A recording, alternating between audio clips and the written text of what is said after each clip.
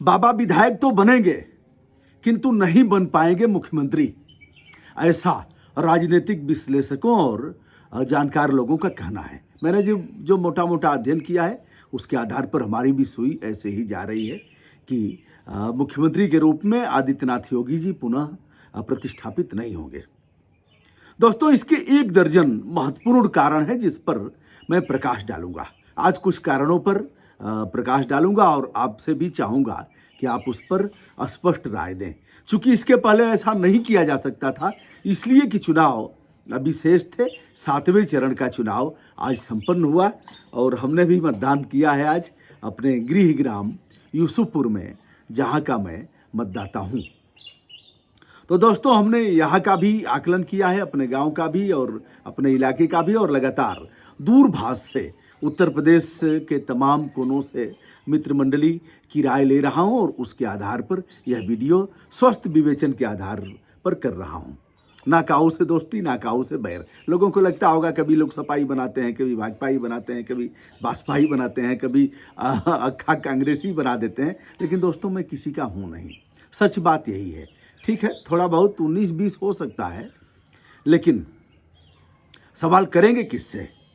अगर सत्ता बदलती है तो फिर हमारा वही स्वरूप आप देखेंगे, क्योंकि अगर कहीं चूक होती है तो उसे उठाएगा कौन? सब जय जयकार करेंगे तो लोकतंत्र का होगा क्या? लोकतंत्र का स्याह पक्ष होगा, लोकतंत्र अमावस की स्थिति में जाएगा। इसलिए करना पड़ेगा। आइए दोस्तों, यदि बाबा प्रतिष्ठापित नहीं होते हैं सीएम की चेयर पर तो उसके कौन से कारण हो सकते हैं? 1 दर्जन कारणों में से कुछ पर आज चर्चा हो जाए। दोस्तों, मेरा माथा तब ठनका जब पश्चिमी उत्तर प्रदेश के 2 परिवारों से हमारी बात हुई जिसमें लोग शिक्षक हैं। तो वह लोग जो हैं, अगर देखा जाए तो बनिया समाज को अगर देखा जाए, जो वाणी से जुड़े हुए हैं जातीय आधार पर, तो वह भाजपा के परंपरागत मत हैं। ब्राह्मण पहले कांग्रेसी हुआ करता था, अब वह पूर्णतया भाजपाई है। ऐसा जैसे 2014 में वह उसका 99% योगदान रहा, लगभग 90 से 99%। और अगर देखा जाए उसके बाद विधानसभा के चुनाव में तो उसका रेशियो कमोबेश वही रहा, लेकिन अब वह प्रतिशत ऐसा नहीं है। तो दोस्तों, जो 2 परिवारों से हमारी बातचीत हुई, दोनों परिवारों में अध्यापक हैं, नई उम्र के अध्यापक हैं, और उन लोगों ने कहा कि हम लोग तो वोट सपा को दे रहे हैं। तो हमने कहा ऐसा क्यों हो सकता है? हमें देख करके कि लगातार सवाल उठाते रहते हैं, इसलिए कह करके हम इनको खुश कर दें। लेकिन जब हम तह में गए, हमने कहा नहीं नहीं, सीधे बताइए क्यों ऐसा कर रहे हैं, काहे कर रहे हैं, क्या आपको मिलेगा? कहा कि हमारी पुरानी पेंशन बहाल होगी। हमारे भी परिवार हैं और हमारी सेवानिवृत्ति के बाद पेंशन ही एक सहारा रह जाता है, तो जो पुरानी पेंशन है उसको बहाल करने की बात अखिलेश यादव कर रहे हैं, इसलिए हम तो भैया सपा को ही वोट देंगे। हमने कहा अपना देंगे, परिवार का दिलाएंगे। उन्होंने कहा अपना ही नहीं देंगे, परिवार का भी दिलाएंगे, और जो अगल बगल हमारे इर्द गिर्द हैं उनको भी हम दिलाएंगे। फिर और लोगों से भी हमारी बातचीत हुई तो हमें लगा कि यह 75% मतदाता, केवल 2 परिवारों की ही बात नहीं कर रहा हूँ, अगल बगल और भी परिवारों से बात किया हूँ, तो लगभग 75-80% यह जो राज्य कर्मचारी के लोग हैं, जो विशेष रूप से शिक्षक समुदाय के लोग हैं, तो इन लोगों का वोट परिवार के साथ गया है समाजवादी पार्टी को। ये एक बड़ा तबका है जिसने एक पहली बार इस तरह से किया है, सारी जातीय सीमाओं को तोड़ करके। रही बात अगर इसी में और मामले जोड़ दिया जाए तो जबरिया सेवानिवृत्त करो, जबरन सेवानिवृत्ति, पुलिस के लोगों को तमाम विभागों में जबरन कान पकड़ करके बाहर कर दिया गया। कारण क्या था? यह काम करने लायक नहीं है। कौन सा मानक है आपका? यह भी एक कारण हुआ। कर्मचारी कुछ बोले नहीं, गए कोर्ट में बहुत से लोगों को कोर्ट से न्याय मिला, लेकिन इधर बाबा की गवर्नमेंट ने कान पकड़ करके कहा कि अब तुम काम करने लायक नहीं हो, जबरन सेवानिवृत्ति। उनके बच्चे हैं, अब जबरन सेवानिवृत्ति। इधर प्रोफेसर साहब लोग मांग कर रहे थे कि हमें 70 साल तक पढ़ाने का, और दूसरे तरफ अब तमाम राजकीय इंटर कॉलेज और हाई स्कूल में ऐसे लोग रखे गए, मैंने वीडियो भी उस पर किया था, जो सेवानिवृत्त हो गए थे, 62 साल की उम्र तक पढ़ाने के बाद सेवानिवृत्त हुए थे, और उनको पढ़ाने के लिए रखा गया।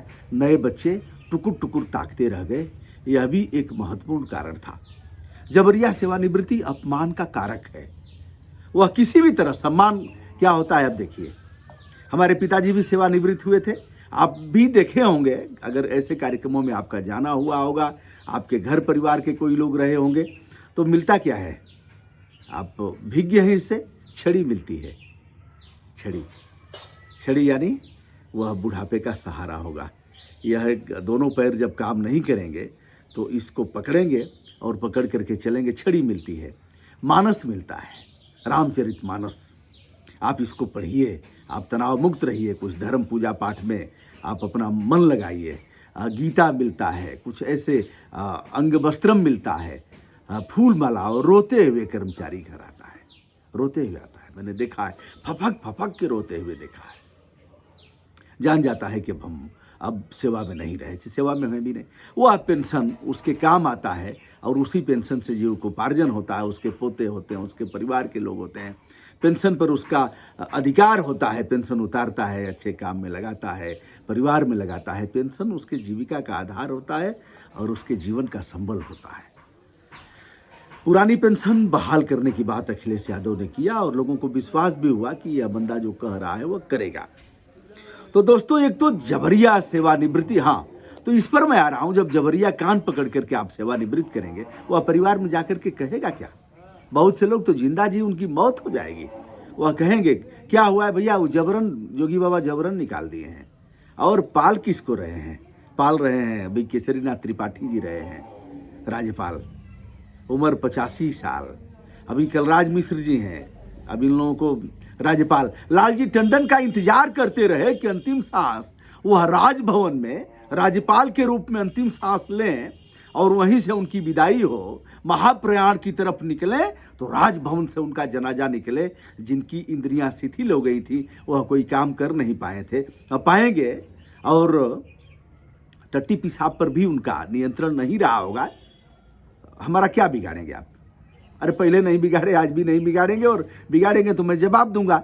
तो भैया 80-85 साल में इंद्रियां शिथिल हो जाएंगी, आदमी उठता है, पेशाब करने के लिए जाता है, तब तक पेशाब हो जाती है। आप राजभवन में पाल करके रखे हैं, स्मरण शक्ति 70 के बाद समाप्त होती है, उसको याद नहीं रहेगा, 70 के बाद भूल जाएगा। हमारे पिताजी 80 साल के हैं, 80 साल प्लस हैं, तो भूल जाते हैं। बहुत बार वीडियो में आपने देखा होगा, कहते हैं हमको भूल रहा है, याद नहीं है, ऐसे सोच करके याद करते हैं।